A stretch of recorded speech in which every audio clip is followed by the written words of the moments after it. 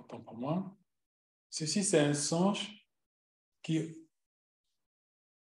plutôt, c'est une partie d'un songe qui relève de dimanche 19 octobre 2014. Ça veut dire que c'est un songe qui remonte à très longtemps. Et on peut dire, aujourd'hui, nous sommes en 2022, 2014, ça fait combien? 5 ans, 6 ans, 7 ans? 8 ans. Voilà. Ça fait 8 ans que ce songe a été donné. Alors, j'ai pris des extraits, puisqu'il est assez long. Alors, l'extrait que j'ai pris dit ceci. On se préparait à je ne sais quoi. Et j'ai compris que le frère et d'autres sont retournés chercher d'autres pour les amener dans ce lieu. Lieu saint, mais rempli de joie et de paix. Alors, vous savez, et les songes, les révélations sont très souvent, et ce sont des images, pour vous aider à comprendre un petit peu comment, quand le ciel nous parle, comment il ne faut pas se tromper dans la compréhension des messages qui viennent d'en haut.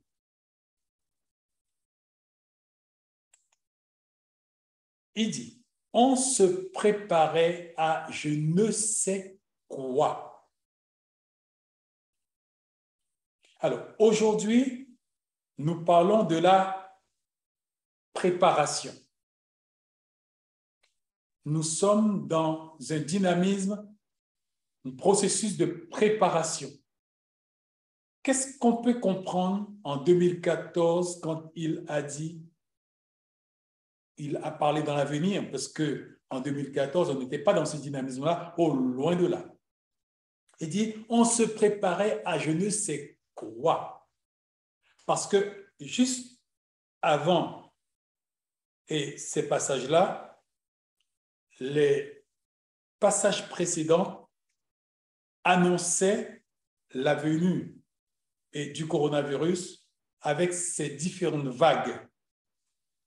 Je veux dire que c'est depuis 2014 que la communauté a reçu par révélation de la part de Dieu et que le coronavirus allait venir. Et en même temps, là, il dit, on se préparait à je ne sais quoi. Alors, et j'ai compris que le frère et d'autres sont retournés chercher d'autres pour les amener dans ce lieu. En quoi faisant? Par la préparation. Mille excuses, hein?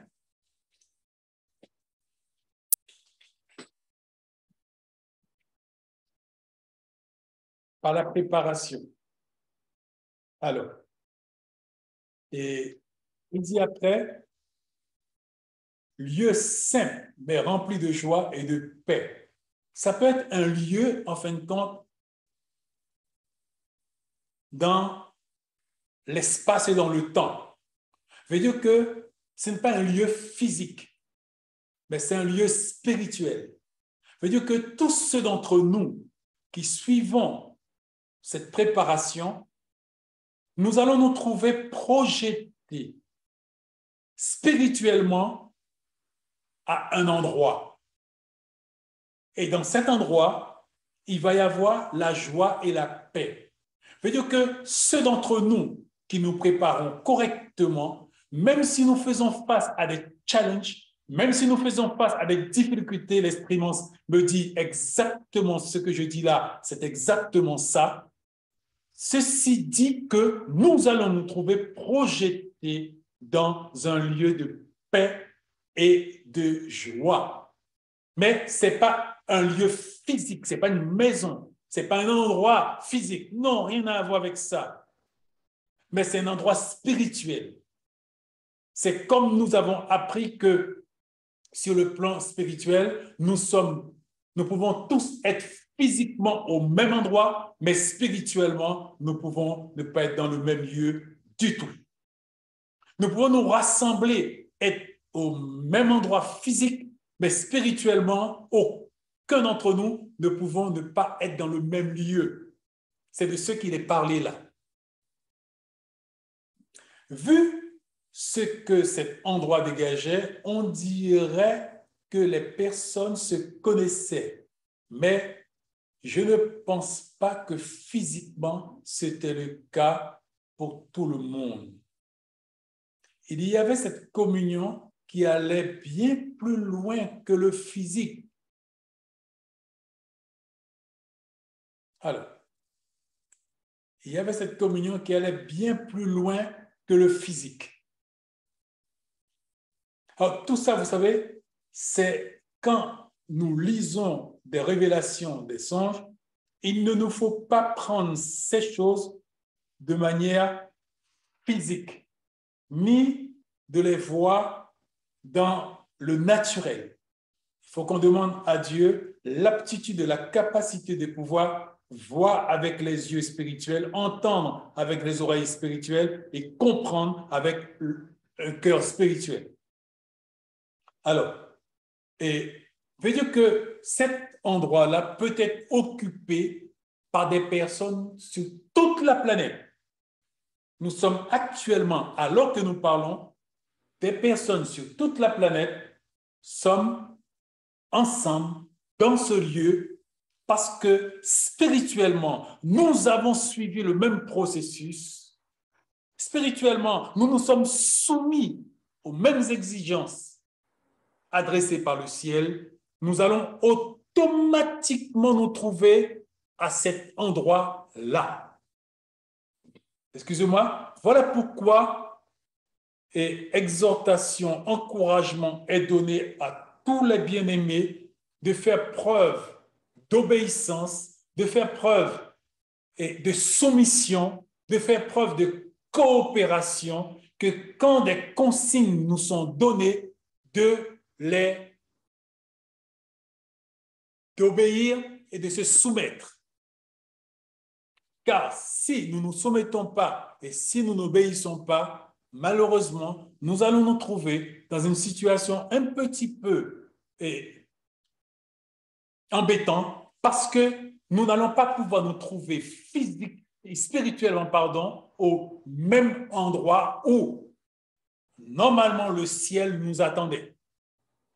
C'est un petit peu le fameux parabole qui nous a été donné depuis longtemps quand il nous a dit que nous devons nous trouver à l'arrêt du bus, nous devons être au bon endroit et au bon moment. Et c'est au bon endroit, au bon moment, ceci c'est un travail que seul Dieu peut faire par l'enseignement qu'il nous donne et nous pouvons coopérer par la soumission et l'obéissance aux consignes qui nous sont données. Ça fait qu'automatiquement, spirituellement, nous allons nous trouver à l'endroit nécessaire au point de rendez-vous. Alors, s'il vous plaît, prenez en compte au plus haut point ces petites exhortations qui nous sont données parce que ces choses sont déterminantes pour nous. Alors, les cachettes extérieures, une chose en moi savait qu'elle n'était pas sûre.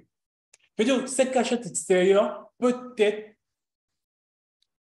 une approche religieuse, intellectuelle, mentale, et je peux penser que, eh bien, voilà, tout va bien, et je prie, je jeûne, tout va bien, et qu'en réalité, n'ayant pas suivi les consignes, ne m'étant pas soumis à ce qui m'avait été demandé, n'ayant pas un cœur comme ce qui est demandé, je peux me trouver que dans les périodes de pic des contractions, je vais me sentir prêt, je vais me sentir en sécurité parce que je suis mentalement alerte et conscient de la situation, mais quand la période de latence va venir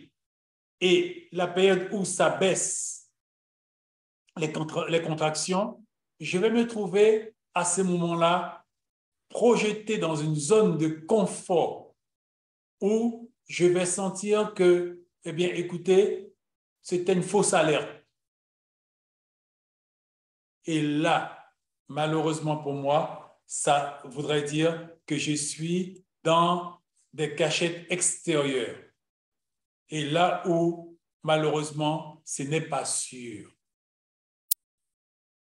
Parce que je ne pense pas que les événements que nous attendons puissent prendre place, bien que ça peut être, hein, mais je ne pense pas que ces moments que nous attendons de tout notre cœur puissent prendre place et lors d'une pique et de la contraction.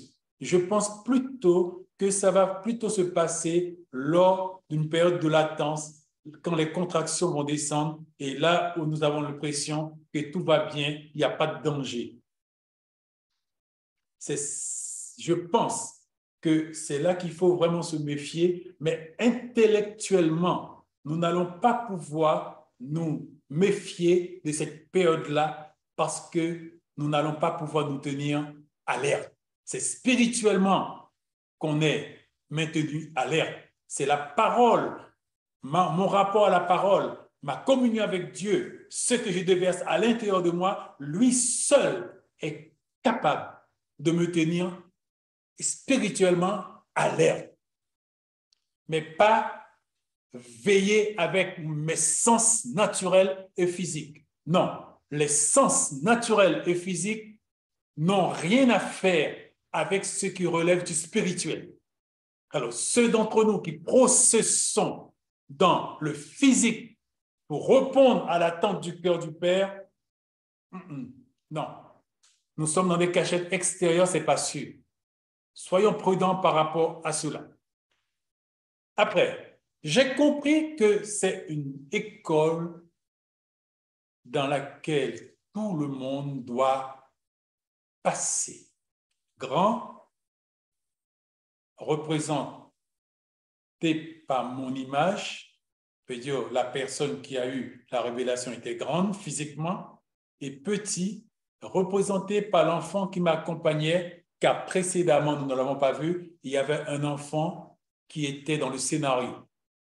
Alors, les grands et les petits devront aller à cette école de préparation. Les grands et les petits devaient se soumettre à ce qui est demandé. Je veux dire, tel que lire 10 chapitres, tel que, et de retourner de temps en temps dans les commentaires, tel que, et notre vie de communion, notre relation avec papa. Toutes ces choses, ça fait partie de cette école auquel tous on doit passer. Car cette école sert à accomplir un travail intérieur. Cette école sert à accomplir un travail spirituel que rien ne peut accomplir, seul lui. Les consignes de Dieu, la parole de Dieu peut accomplir cette œuvre et ce travail. Alors, mais l'enfant semblait être plus à l'aise que moi. Alors, j'ai compris que c'est une école dans laquelle tout le monde doit passer, grand et petit. Mais la personne avait l'impression que l'enfant était plus à l'aise qu'elle à cette école. Pourquoi? Simple. Nous sommes en train de voir certains sujets actuellement. Et c'est pour cela que ceux d'entre nous qui, par élévation, par orgueil, par prétention, suivent la préparation sur leur propre calendrier, sur leur propre méthode, commet une grave erreur. Parce que seul le Saint-Esprit peut être l'enseignant. Tu ne peux pas être ton enseignant. C'est le manque d'humilité dont tu fais face. Et ceci te sera défavorable. Ceci va te desservir. Car si tu ne deviens pas comme un enfant, tu seras moins à l'aise à cette classe-là. Tu seras moins à l'aise à cette école-là. Tu ne pourras pas suivre. Alors, au début, on descendait des escaliers et il faisait de plus grands pas que moi. L'enfant, elle, la personne et l'enfant descendaient des escaliers. Mais l'enfant faisait des plus grands pas qu'elle. D'où la compréhension spirituelle de la personne que l'enfant était plus à l'aise à cette école où on se préparait qu'elle. Ça veut dire que si vous et moi, nous devenons comme un petit enfant, nous allons pouvoir mieux intégrer ce qui nous est donné, ce qui nous est enseigné. Nous serons plus à l'aise étant dans la peau d'un enfant. Ce que Jésus a dit, vous devez devenir, il vous faut vous transformer, il vous faut vous métamorphoser en un petit enfant pour pouvoir intégrer ça. Alors, il est dit qu'on descendait des escaliers. Ça nous rappelle d'autres révélations quand on nous a dit qu'on devait descendre dans les égouts. Et on s'aperçoit encore, c'est toujours ceci que Dieu poursuit. Notre humilité. Nous faire descendre dans nos estimes de soi, nous faire descendre de nos opinions de soi, nous faire descendre de notre hauteur, nous faire descendre de nos convictions d'appropriation de la connaissance de la parole que nous pensons avoir, que nous puissions descendre. Et on s'aperçoit qu'en fin de compte, dans ce processus dans lequel nous sommes, Dieu avait déjà programmé les choses pour nous longtemps à l'avance. Et ce songe relève de octobre 2014.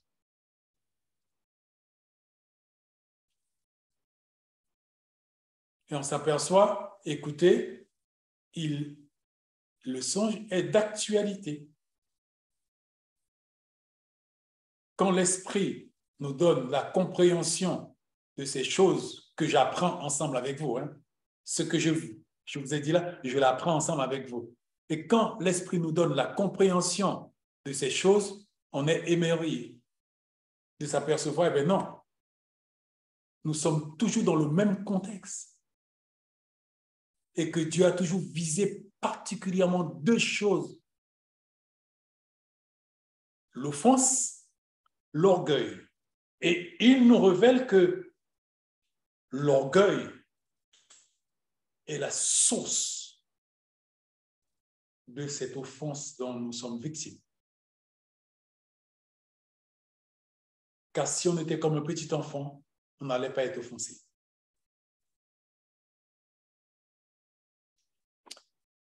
Papa est bon.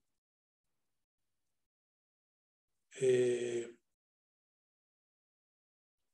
peut-être c'est sage que je puisse sortir, juste que s'il y a des questions à poser avant que je puisse aller autre part, pour que nous puissions éventuellement interagir. J'arrête, partage de grands petits moments. Voilà. Voilà. Alors, et